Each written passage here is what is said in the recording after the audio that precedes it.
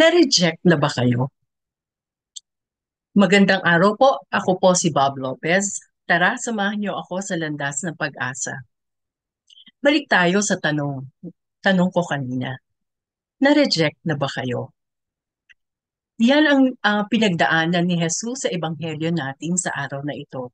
Nang siya ay pumunta sa kanyang sariling bayan at siya ay um, pumunta sa templo para magpahayag ng salita ng Diyos. At doon, pinagdudahan siya, nireject siya ng mga sarili niyang kababayan. Ano ang ginawa ni Jesus? Nagtaka siya, pero tuloy pa rin ang kanyang pagpapagaling.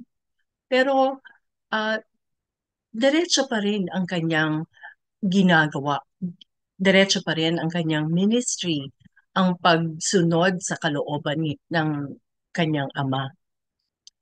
Sa ating buhay, tayo ay minsan nare-reject, minsan mismo ng ating mga kaibigan, kapamilya, lalo na kapag kakaiba ang ginagawa natin sa pagsunod natin sa kalooban ng Panginoon.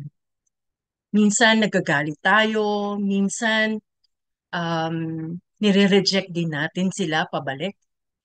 Pero sa ebanghelyo natin, tularan natin si Jesus. Sundin pa rin natin ang kalooban ng Panginoon, ng Diyos, kahit na tayo ay pinagdududahan, kahit na tayo ay nire-reject. Minsan, katulad ng paalala sa atin ni Saint Teresa of Calcutta, sabi niya, faithfulness, not success. Hindi tagumpay, kundi ang matapat na paglilingkod.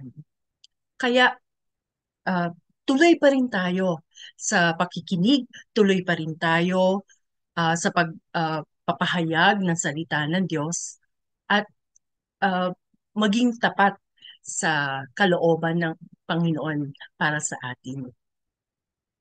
Kung kayo po ay natulungan ng pagninilay na ito, maaari lamang pong i-like o i-share.